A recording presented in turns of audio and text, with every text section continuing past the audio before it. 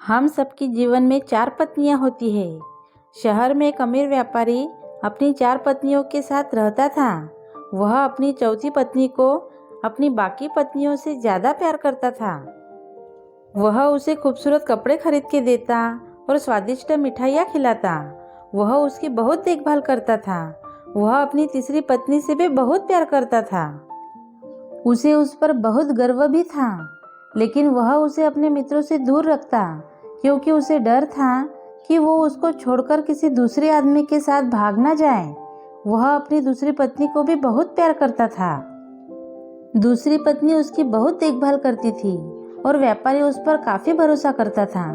जब भी व्यापारी को कोई परेशानी होती तो वह अपनी दूसरी पत्नी के पास ही जाता था और वह व्यापारी की हमेशा मदद करती थी और उसे बुरे समय से बचाती थी। व्यापारी की पहली पत्नी बहुत वफादार थी। वह घर का देखभाल करती थी।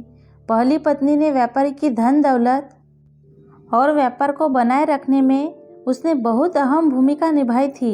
लेकिन व्यापारी अपनी पहली पत्नी को प्यार नहीं करता था, ना तो देखता और ना ही उसकी देखभाल करता था। लेकिन पहली पत्नी व्यापारी को बहुत प्यार करती थी। एक दिन व्यापारी बहुत बीमार पड़ गया। उसकी बीमारी लंबे समय तक चलती रही और व्यापारी को लगा कि वह अब जल्द ही मरने वाला है। उसने अपने शानदार जीवन के बारे में सोचा और खुद से कहा कि अभी मेरी 4 पत्नियां हैं, लेकिन मरूंगा अकेला ही। कितना अकेला हूँ मैं। तब उसने अपनी चौथी पत्नी को बुलाया और पूछा कि मैं तुमसे सबसे ज़्यादा प्यार करता हूँ, महंगे कपड़े और स्वादिष्ट मिठाइयाँ खरीद के देता हूँ। अब जब मैं मरने वाला हूँ तो क्या तुम मेरा साथ दोगी और मेरे साथ चलोगी? पत्नी ने कहा, बिल्कुल नहीं। उसने आगे कुछ नहीं कहा और वो वहाँ से चली गई। चौथी पत्नी का ये जवाब व्यापारी के मन पे चाकू की तरह चल गया और वह उदास हो गया।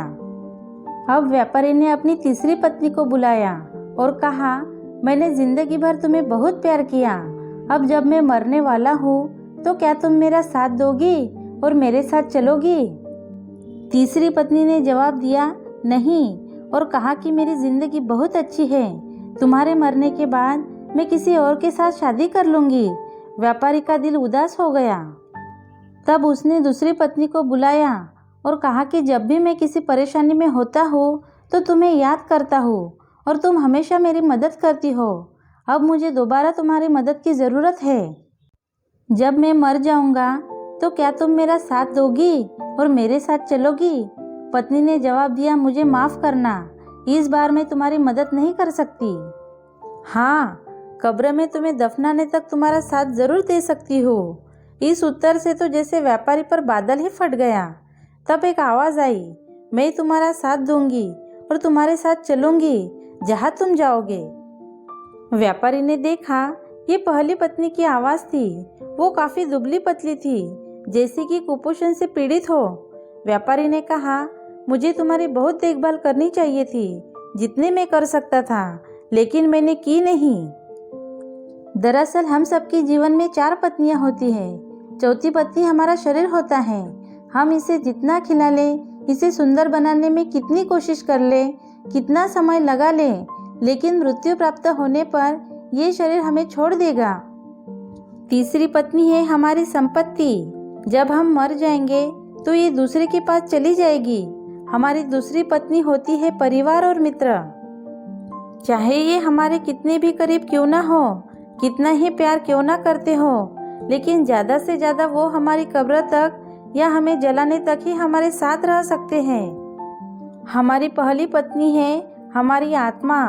सांसारिक खुशियों के लिए जिसकी हम उपेक्षा कर देते हैं, केवल यही वह चीज़ है जो हमारा साथ देगी और जहाँ जहाँ हम जाएंगे हमारे साथ साथ जाएगी।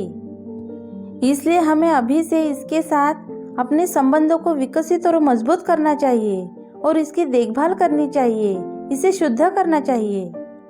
आशा करती हूँ आपको मेरी ये छोटी सी कहानी ज़रूर अच्छी लगी होगी। इस कहानी के बारे में आपकी क्या राय है, या आप मुझे कमेंट करके बता सकते हो।